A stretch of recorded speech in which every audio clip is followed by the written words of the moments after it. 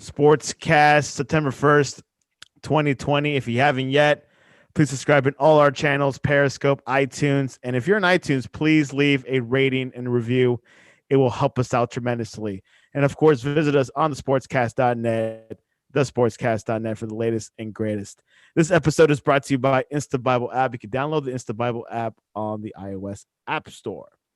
Things are turning. The Big Ten could reverse their decision any moment.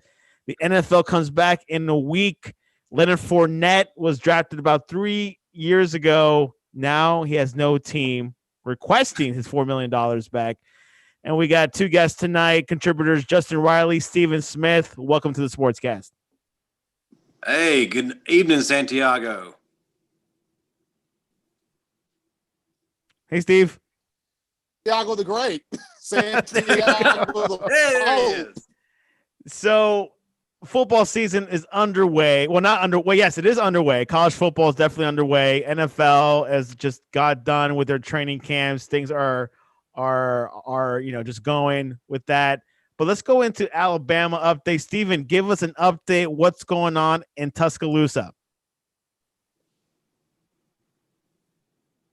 Well, right now, Santiago and Justin, the team in week three now of a fall camp, and everybody healthy as we speak right now. And Nick Saban knocking on wood that it remains that way.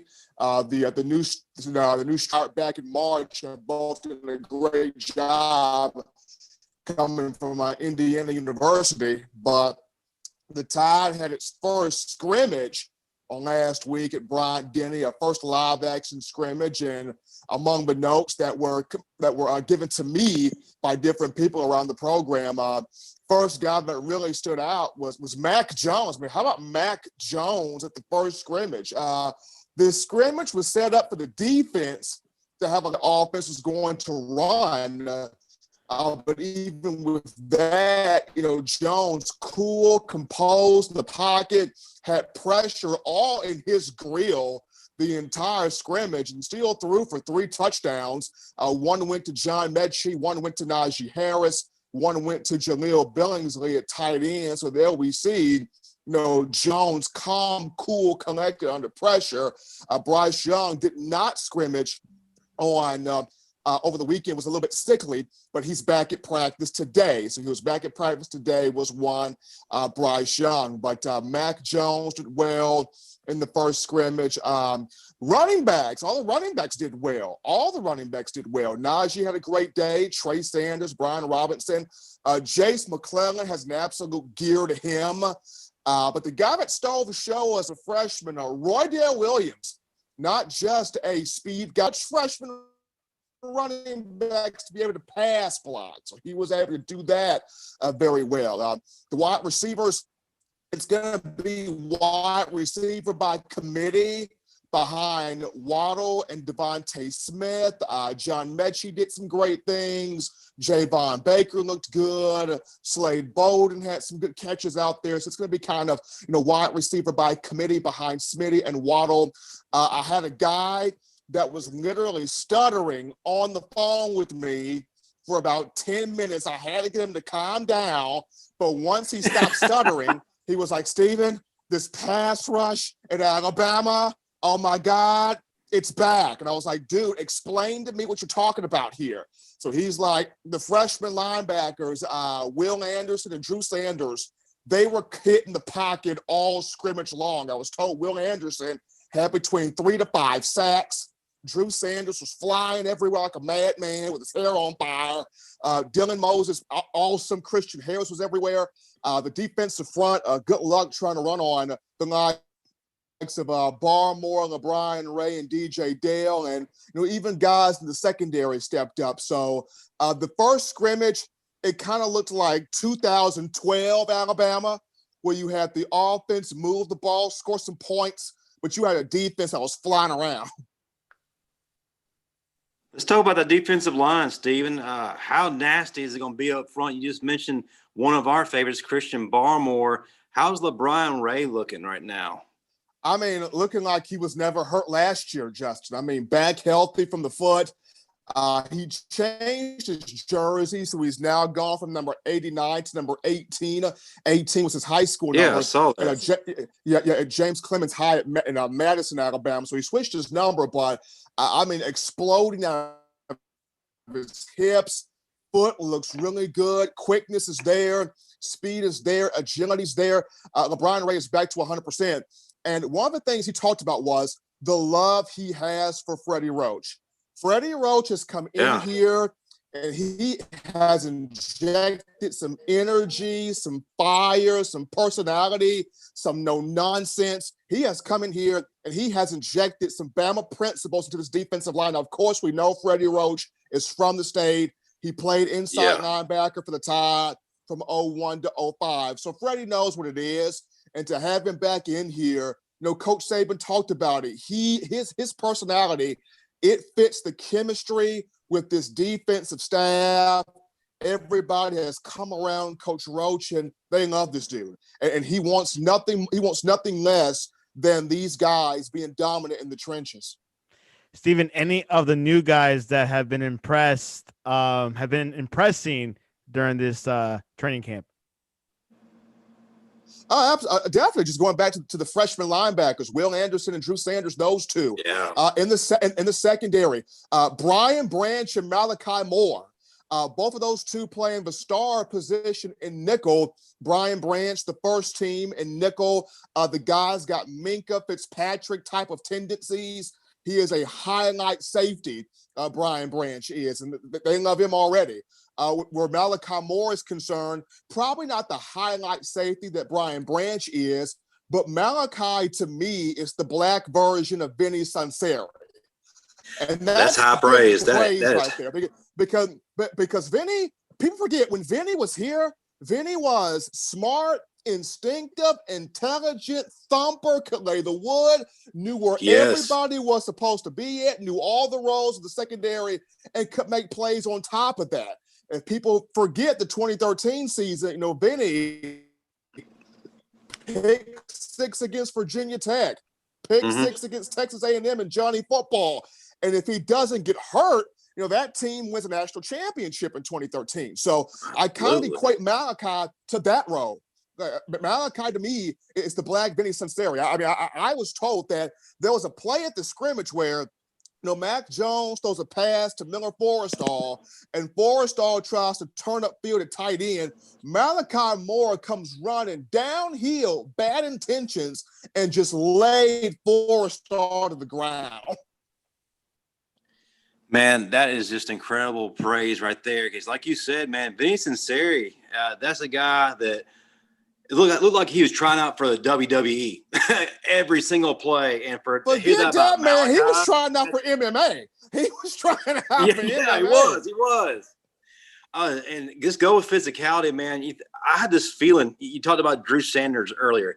When I first saw him on signing day and just kind of leading up, and then throughout the time we've had, he just looks ready. I mean, he looks like a physical specimen. He looks like he has it all together, upstairs, and he just looks like a veteran just ready to explode. Did you get that kind of feel about him as well? I got that feel. When I look at Drew, I see two former players when I look at Drew. So a lot of people are speaking that Will Anderson has more of a thump. He has more of the pass rush ability. But when I look at Drew Sanders, I see the anger of Ryan Anderson. A lot of anger in Drew. Ooh. So I see the anger of Ryan Anderson, but I see the multiple position play of Dylan Lee. Because when Dylan was here, Dylan was more that caveman type. He played multiple spots at outside linebacker. And when I see Drew, I kind of see a more refined, a more polished version of Dylan Lee. Okay. Man, I love to hear that. Okay, and just circle back to Freddie Roach, man. Like you said, he was just an alpha dog when he played at Alabama. He was there when I was there, and the guy just had it, man. He's got that mentality that Saban loves. Talk about just how much of a difference maker he's going to be for this defense. And I honestly feel like he was what was missing last year.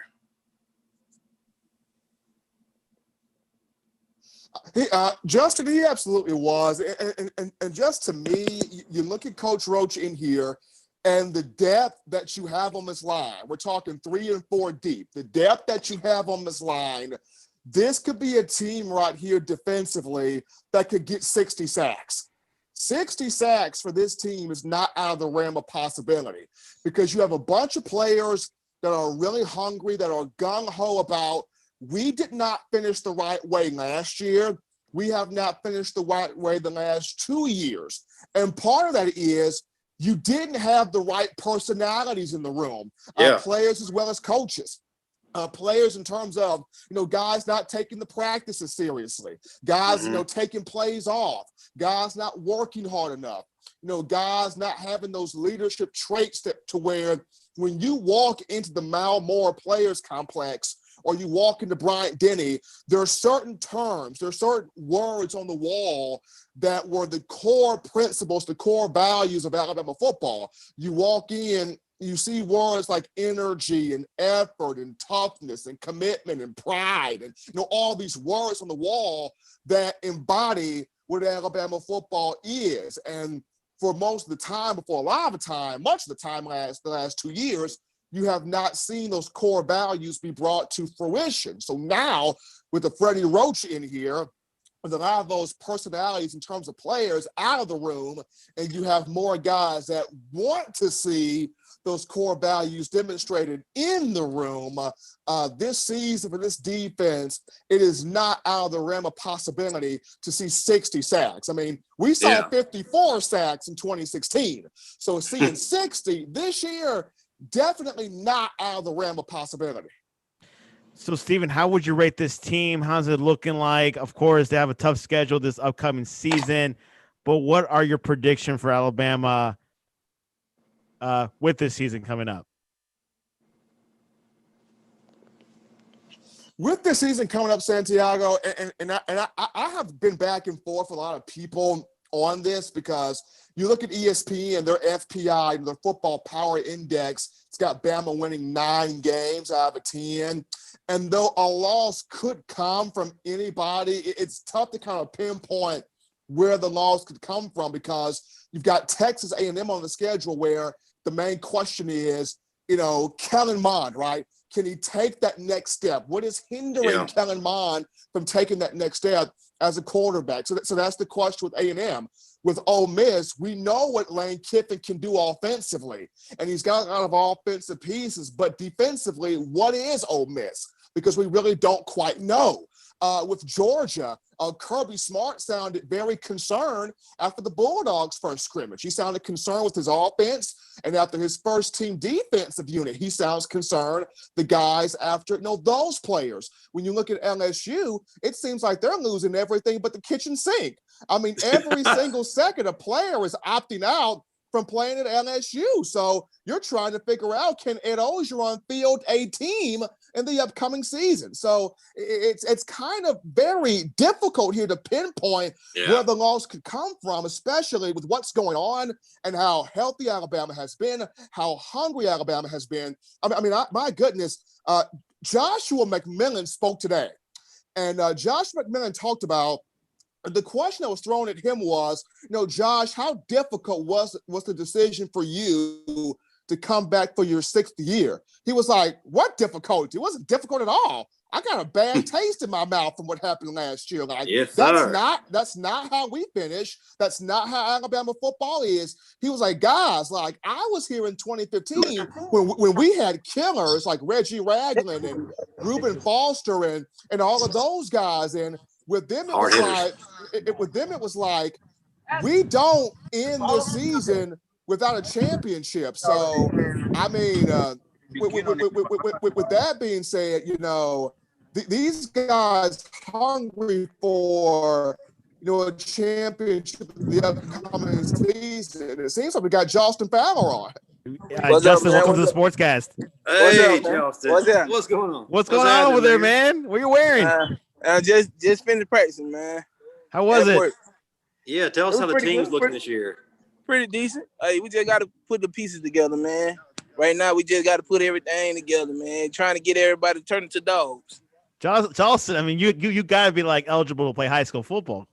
No. This body is out of shape and beat up. Nah, man. Hey, guys, if you just joined us, Jalston Fowler has joined the conversation. Hey, Jalston, do you ever try to practice with the players a little bit? I know some of those guys try to act like that you're old and don't have it anymore. Do you ever try to prove them wrong? Nah, I don't try to prove wrong. I get out there and do run the ball a little bit. They say, "Oh, coach, you still got to be like, nah, man, I can't do nothing. This body too up." Nah, I don't believe it, man. I don't believe it. I still get out and try to catch punts at practice at the beginning of practice. So, Jalston, we're previewing like the season for Alabama upcoming, and of course, Steve says everything looks good. What have you heard about this Alabama team coming up this season? I really haven't heard much. I watching what the March yesterday, and I was looking at somebody. I was talking to somebody. I said those MF looking huge, like they are big. Like, I love your honesty. I'm like, man, what the heck, man? What they feeding them up there? Especially these freshmen, man. You seen these kids? Hey. These are grown men. Man, that's scary, man. I was like, man, this is crazy. These kids are huge. Jalston, Man. Jalston, will tell you this right now. Their mamas are feeding them stimulants and fried chicken. Man, they must no them folks eating whole cows up there. They doing something. It's not steroids, right, Jalston? I believe Nah, it's not steroids. It. They say the new weight room coach is a monster. Anyway, so Steven, which game is more important? Is it like the Texas A&M game or like the Georgia game?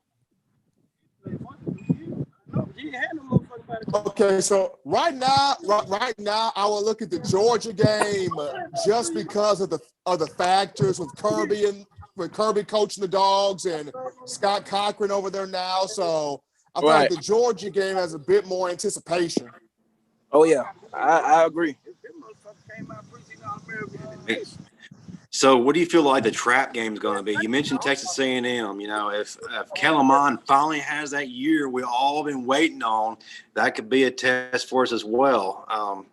As far as you getting past Georgia, I think it'll be a contest. I think both sides will be up, but I really don't feel like it'll be a loss for us. I feel confident. It'll be LSU. Go Bills. Good. I'm gonna say this. I'm gonna say this about LSU. Say this about LSU since Santiago brought LSU into the equation here. Pretty weak team out here. I feel so bad for Miles Brennan. Like, my God, like no Clyde Edwards-Helaire, no Justin Jefferson, no Thaddeus Moss. Then you wake up, no Jamar Chase. It's like, Jesus, Miles. Like, Miles Brennan wakes up this morning. The only receiver he's got is Terrace Marshall Jr., and you're praying, like, no tomorrow, because that cupboard is bare. I mean, how do you respond to that? I mean, wow. I mean, the thing is, are we overlooking them now? Are they really going to be as bad shape as we think they're going to be? You still have to go down to Baton Rouge. And regardless of what they look like, going down to Baton Rouge. But will there be fans by then? That's the question. Well, for LSU, I think LSU is doing 20% stadium. So 20% stadium. So that could be trouble, Justin. They'll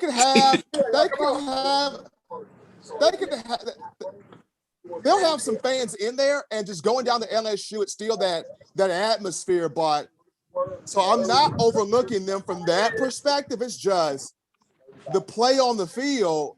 Will they really have kind of the players to match out? That's my thing. Justin, anything else before we move on to Fournette? Yeah, I want to touch on something that Steven mentioned earlier with Jalston. It seems like the atmosphere's kind of changed as far as how tough things are on the players. I know Coach Saban and everybody was tough on you guys. Do you feel like he's lightened up just a little bit? Yeah, he lightened up a lot. I've been seeing a lot of stuff that they do just on the field, like wearing the different cleats and all the other gear, all the arm bands, leg bands, and stuff like that. We weren't allowed to do all that. But now they pretty much doing it all. Like it's crazy. Then they said he lightened up a lot up there. Now we got some players, they're showing up late to practice, not showing up at all. Oh no. Going halfway. What would have happened to one of you guys if y'all would have pulled that when you were there? Coach, we would have been in trouble. We would have been rolling from the beginning of practice to the end. 4-hour shifts. Steven, how is like the COVID protocols doing for Alabama? Has it been pretty strict, or you don't see much of a difference on a normal season? I'll be right back. I'm gonna put you guys on mute for a minute. I'll be right back. For the players, all right. I mean, for the players, it's been strict. I mean, Coach Saban has been very adamant about, making sure guys like keep your mask on and really practice the social distancing when you're outside the program. There's been a lot of older guys telling younger guys, hey, we know you want to party. We know you want to go to bars, things like that. But, you have a responsibility to yourself and to also this team to be safe out there in your surroundings, especially when it comes to – it's been strict in terms of the players. When it comes to just the regular students, not as much. Different story. Students, they're still out there, not necessarily. I mean, different story with the students. They're still out there, going to different places and not taking the necessary precautions. And now you've got athletics director Greg Byrne involved. You got Mayor Walter Maddox of Tuscaloosa involved. There's so many people involved trying to keep this thing from really getting increasingly out of hand. But the players have been strict, though. Jalston, how have the COVID protocols been for you guys at high school? Oh man, it's crazy. They got to wearing the mask at practice and on the sideline of the game, and just trying to keep all the guys in the same circle. Like we tell them not to hang out with too many people and just staying within a circle, because if anybody was to get the COVID, we'll be down for 2 weeks, and it's not good for the program. That's not good. It's a lot of money, right, Justin? Well, definitely, man. But when do you start? When's your first game? We actually played Davidson 2 weeks ago. Okay, so you already started. Yeah, it was a jamboree type game. Okay. And we got a big one this week against Saraland. Okay. What you looking at this game? What are the odds? What are Vegas saying? I don't know what Vegas saying. I just know we got to win it, man. That's all that is. Santiago, only you would ask that question, Santiago. Hey, man, try to make things interesting. But but Jalston wishes it was in Vegas. Might have college game day there. No, we should put a bet on it, Justin, see who wins. What are y'all focusing on going into this game? What are the keys to victory that y'all set for yourselves? Special teams. I can't give too much away, man. And, I know it. We won't give it out, but your opponent could be watching the show. True. You say you're gonna get in the power out coach and run 4-2-5. That's what the head coach just said. He hear me talking with you guys. Okay. Interesting. Okay, so let's move on to Leonard Fournette. Jalston, he got released by the Jaguars this past week. He got selected first round about 3 years ago, Jalston. Was this bizarre when you first heard the news? Yeah, it's very bizarre when you got a guy like that who can run the ball like that. But I guess they're not getting the production that they want out of him. I mean, the NFL is a business, man. You're not producing for that team, they going to get you out of there. Stephen Smith, you're a big Fournette fan. What were your first thoughts when you heard the news? It was just like Jalston mentioned, the NFL is a bottom line business. It's a bottom line league, and you got to produce it in that league. And what's crazy is, as great as a runner as he is, he kind of struggles in pass catching and catching passes out of the backfield. And nowadays with this innovative style of play, these teams want their backs catching the football value, but right now, look at him. His lack of ability to catch the ball at the backfield is hurting him. Justin Riley, Leonard Fournette. I know you're a huge fan when he played in college, especially against Alabama. What do you think about Jaguars releasing him? Is that a good thing for you or a bad thing? I was a fan of what Alabama did to him. I think he averaged 31 yards per contest. Was it, Jalston? But his production has waned a little bit. I believe last year he had 1 or 2 rushing touchdowns. That's not good out of a guy that you expect to be your franchise or the face of your franchise or the offense. But for what I've gathered, his attitude has kind of been questionable. So it doesn't really come as a shock to me right now. Guys, which team do you think he'll end up with? Jalston? Oh, wait. Let's start with Steven. When do you think where do you think Fournette will end up at?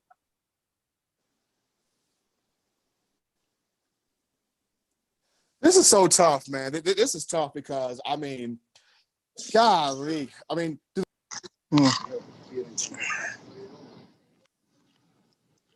This is tough, man. Fournette, let's see here. Fournette. Say the Ravens. We don't have any room for another back. Absolutely. You got Mark Ingram and Gus and everybody else now. Jalston, where do you think Fournette will end up with? Give me Pittsburgh. Yeah, that'll be a good spot. Give me Pittsburgh. Oh, yeah, Pittsburgh would be perfect. Justin likes Pittsburgh, right? Well, I think if he has his mind right, I think he fits the Pittsburgh style of ball. Just physical, just tough, can knock you in your mouth and put you in the ground, kind of running.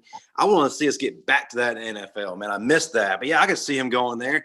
But hey, the Dolphins need a running back. I know Myles Gaskin is doing okay, but they really need that extra big player in that backfield. And I'm sure that quarterback, especially if it's Tua, needs another weapon. What about the Dolphins for Fournette? I'm thinking it might be a good spot for him to go to Tampa. Ooh, yeah, they need a running back, Steven.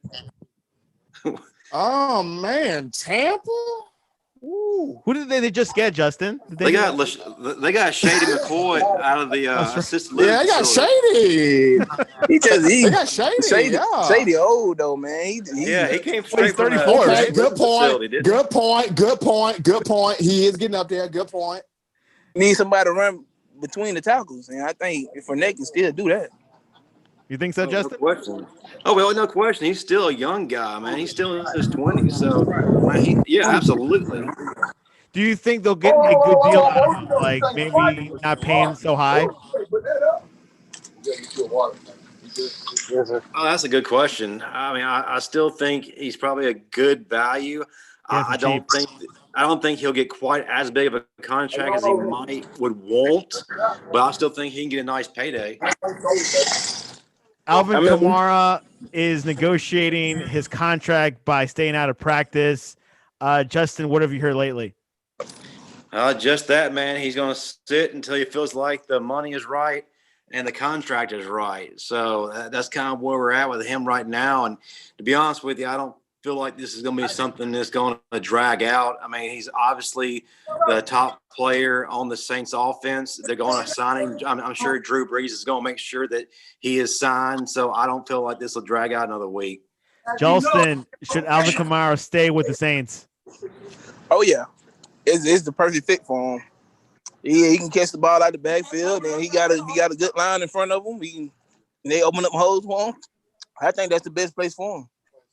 I don't see why he would leave. He putting up Pro Bowl type numbers, so that would be crazy to leave. So that's a no-brainer. You better stay where he's at. And he's got an opportunity to possibly go to the Super Bowl. So why mess that up? This might be Drew Brees' last season, by the way, Steve. It is, and who dat? Who dat, baby? Who dat nation? So if I'm Alvin Kamara right now, don't do that. I'm not going. Don't do that. Come on, Dirty Bird Nation, man. Dirty Bird Nation. Justin knows how to do the Dirty Bird. Hey, nah. You want to be? I don't Jamal want to make Anderson Jalston back Fowler mad, man. in the day. Don't do that. I want him to come back. Justin Riley, other news, Jadeveon Clowney turned out 3 years, $17 million deal with the Browns. What does Clowney want, Justin? He needs a job is what he needs. He needs to quit turning people down because if he don't get his attitude right, he's going to be playing in the XFL with The Rock. Jalston, what do you think about Clowney? What should he do? Stick with the Browns or maybe go to another team? I mean, just you shopping around. You gotta shop yourself around. See who he has time, right, Steve? Who willing to pay you? You know? Just keep shopping around. He might get a better number. I mean, yes, keep shopping around, absolutely, because you want the best value for yourself. But at the same time, the Browns have Myles Garrett, though. I mean, being with Myles Garrett, that don't sound sexy. I mean, being with Myles Garrett, it's a good look, but hey, somebody might come off you some more money, but hey, they might be trash. It might be, but it looks like they're getting. Some people just be wanting to go there and be the guy, and that probably be his thing. Myles Garrett on the other side, and he probably just want to be the guy to talk of the defensive line. So ain't no telling. That's true. There is a man named Myles Garrett, Justin. Yeah, but is it past Jadeveon's time to be quote unquote the guy and just be a guy that another stud who can compliment, say, a Myles Garrett? Because that could translate into a championship. Yeah, it can, but his time up to be that guy. I feel like he can still produce, but I think Myles will be the guy and he'll just be the other guy. He'll still produce. That'll be a mean look for the Cleveland Browns. Absolutely, I dare somebody to run against him. Right. That's funny, right? So we got the guy and the other guy. Quite a stacked Browns team. Steven, what have you heard about Tua at practice with the Dolphins? Heard he been tearing it up, especially in the second week. The first week was kind of a initiation week for Tua, kind of up and down week. But week two, if you look at Joe Shad, who covers the team for the Palm Beach Post, if you look at Cameron Wolf, who's also covering the team, he's down there throwing the ball, looking accurate, looking sharp down there. And I remember Cameron Wolf said that on last week, you were starting to see the guy that Tua was when he was at Alabama. So it's only a matter of time before it, becomes Tua time in Miami. Justin, what have you heard about Fitzpatrick? Something about him walking out of practice? Like, what's the deal there? Man, this is actually new to me. I was just going to piggyback off what Steven just said about Tua Tagovailoa. I know Tua had a rough time out the chute. I mean, growing pains, but he has definitely been on fire here as of late. Week two is definitely faring better for him. So things are looking up for Tua Tagovailoa. Hey, maybe his play is making old Fitzmagic feel a little nervous. At least we hope. Jalston, thoughts on Tua's first training camp?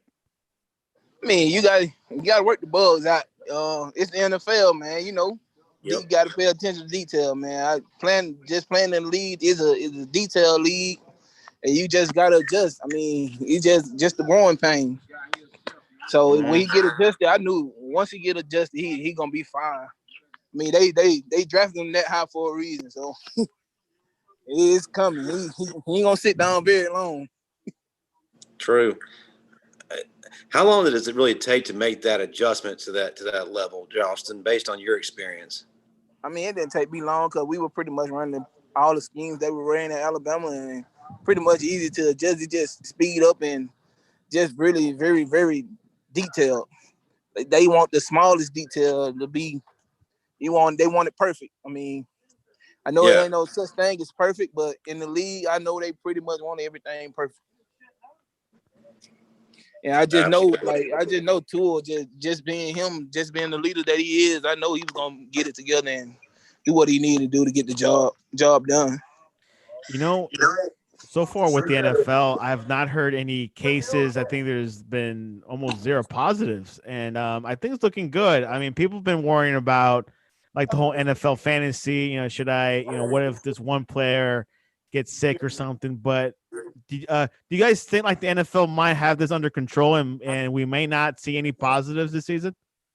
I don't feel like they have it under control. It's just that thing that they sticking within their circle. I mean, if you ain't going around people who got it, you ain't gonna get it. I mean, Right. they're just being around each other every day, each and every day. So Also, speaking about COVID, do you think Big Ten might come back this fall? It's a possibility, but some people are really scared of it, and yeah, I think they just a group that's really scared of it, man. And that's just how I feel. But like they say, if you're doing the right thing and taking the right procedure and precaution, should be all right. Steven, what have you heard about like the Big Ten? Do you think they'll come back by October? Well, right now, I mean, that's the rule they have in place at least by October. And I mean, I said this before. I feel like the Big Ten and the Pac-12 both jumped the gun prematurely on this thing, which Totally is the reason agree. why Come on. you got to give a lot of credit to not just Greg Sankey of the SEC, but also the ACC and the Big 12 for just moving the season back and just seeing how everybody else kind of adjusts to it. So at first, I know the Big Ten was talking about having it during the time of Thanksgiving, but now that they've jumped it up to October 10th, I would hope that they can do it by then, because you have a lot of great players in the Big Ten, headlined by one Justin Fields, the quarterback of Ohio State. So hopefully they can have this done by October 10th. But just going off of my first initial reaction, they absolutely jumped the gun. Do you think if they do come on time, the playoffs are still on, or do you think the playoffs will be like they'll probably say, "Nah, let's not do it this year"? No, I still think they had the playoffs. If they get the Big Ten to jump in and play at that time, then absolutely you do. And until something happens that tells us, well, we got to stop playing. The Pac-12 or Pac-2 don't want to put their ball in the yard. That's fine. Let them do that. And this, we got the rest of the Power Five ready to go. Hey, let's have a playoff. We can have a true playoff. We can crown a true national champion. Let's go ahead and do it.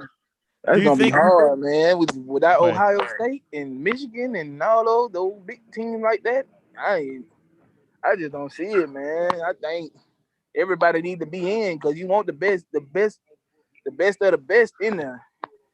And they coming in late, so I don't see how you gonna have. I mean, it's gonna be hard to determine the best. They say that like Ohio State is the best team in the Big Ten. No matter what happens, they're probably going to come on top. Absolutely. Right. But they need to participate. Pac-12, what do you think? Is that like they're out of the question? Nah, nobody's never out of the question. I mean, you got Oregon. They've been showing up for the last few years. And you never know when USC might turn the corner. Then you have Washington. They've been doing pretty good the last few years. So yeah. Steve? Okay, Pac-12 here. I like Oregon. I like Washington, but Arizona State, the Fighting Herm Edwards. Watch the Fighting Herm Edwards. Arizona State. You're right. Absolutely right. If you force the Pac-12's hand and they actually come and play, yeah, absolutely. You got to look at Oregon. I think they're far and away the best team in the conference right now. But Arizona State is the team that's on the rise, man. And Herm Edwards, man, he's got something building there, and I like him. I like him as a coach. I like his attitude. And he upset Oregon last year. So they got some guys that can ball. Anyways, we're hoping for the Big Ten. They should decide it in a few days or in a week. So we'll definitely see what happens. Of course, college football this season is going to be quite of a different dynamic. ACC, SEC, and the Big 12 are still on. There's no delays, no question marks. Justin, anything else before we head into predictions? Oh man, I think that we've got everything that needs to be said, man. Just having some fun, man. Sounds good to me, guys. NBA playoffs tonight: Boston Celtics, Toronto. Jalston, who do you have? You say what? The NBA playoffs. The Celtics versus the Toronto Raptors.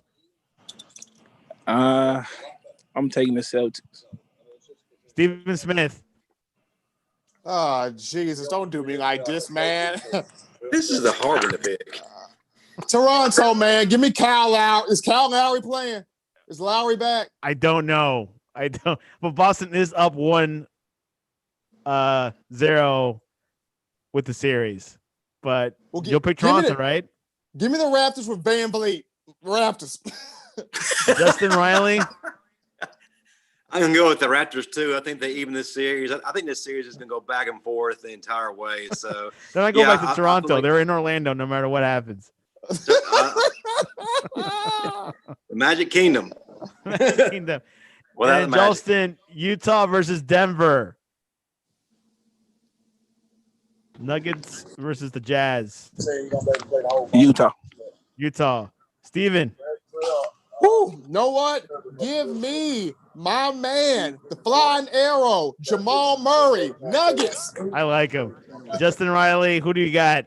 I got piggyback off of Steve. I gotta go with the Nuggets. The Nuggets. All right. That sounds good. NBA playoffs tonight will be Sportscast will be live tweeting both games. So definitely be paying attention to that. Guys, closing words. Let's go with Jalston on our guest. Say the closing word. Anything you want to say? Any encouraging words? Anything for the football players who are listening to this, this podcast? Any high school players actually? Hey, do what y'all need to do. Don't halfway do anything. Always put your best foot forward. And hey, if you bull stuff, it's gonna bull stuff you. So push That's through. right. Put the grind forward. Stephen Smith, give us some closing words, and what should we'll be looking at touchdownalabamamag.org. .com. well, How about you learn the website first? Well, I just Google it, man. I don't even type it out. TDAlabamaMag.com. Well, first and foremost, I appreciate you guys for having me on the day. Final words from me. Football's back. I'm excited football's back. It returns to the SEC, the latter portion of this month. And what I'll be working on for TDA is continuing the fall camp coverage, man. Continuing fall camp coverage. And Justin Riley, give us some closing words for Mississippi. What are you looking forward to it? And are you confident with Nick Saban still? Yeah, there's no question about that, man. What kind of question is that? I mean, it's Justin has had some second thoughts on other things, so I just want to make sure Nick Saban. One thing is, I do not have second thoughts on is Nick Saban. As much as the rest of the country wants to will him into retirement and for his dynasty to be through, it ain't happening. And Jalston, would you put ranch on your Chick-fil-A sandwich? Heck no, I hate ranch. Jalston, what's the best way to reach you online? Facebook, Snapchat. Snapchat is Nudie Baby, and Facebook, Jalston Fowler. And when you're joining Twitter, Jalston? I don't know. Probably never. Hey, Steven, you're actually there. You've been verified. You don't get on. I think my agency did that when I was playing in league, but I never been on it though. You should, Jalston. It's pretty fun. Justin Riley gets pretty rowdy. Steven, what is the best way to reach you to send you tips on any inside information for Alabama? You can reach me on Twitter at Coaching M. Smith on Twitter. That's at Coaching M. Smith. You can also reach me on Facebook, Stephen M. Smith on Facebook. And Justin Riley, what's the best way for people to reach you to how to perform a proper squat? Ice your knees afterwards. You can find me at Justin Riley 7. That's on Twitter. Then on Instagram at Justin Riley _7.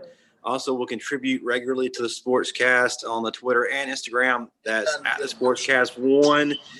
Before I let you go, just to remind everybody of our new show starting next Tuesday, 6 p.m. Central. It will be none other than me and former Alabama legend Marvin Constant. We will have the Riley and Constant show start next Tuesday. We got some special guests. We got Fernando Bryant and Roman Harper. That's right. Two great legends for Alabama and the NFL. So tune in for that. It's really great to see Marvin Constant joining the Sportscast. And of course, you can reach us at the Sportscast1 on Twitter or at thesportscast.net for the latest and greatest. You can see some NFC preview, AFC preview that can help out your fantasy teams. And of course, we'll be live tweeting the NBA playoffs tonight. Check that out. Tomorrow we're having an NBA cast at 12:30 p.m. Eastern. So check that out. And of course, this is a sportscast. Anything can happen. Jalston is actually had a football field on a Tuesday night, high school football field, and which we love. Alston, take us out. Jalston, take us out. He's taking us out. How you want me to take you out? I don't know, man. Say something very encouraging. Something to. Where would you eat tonight after practice? I don't know. Hopefully my wife cooked and I can eat there. So There you go. I'm going to Milo's, but it's not existing right now. But hopefully, when I'm up in Alabama in the future, I'll definitely go back. Anyways, Steven, Jalston, Justin, thanks for coming on to the Sportscast. Man, thank you.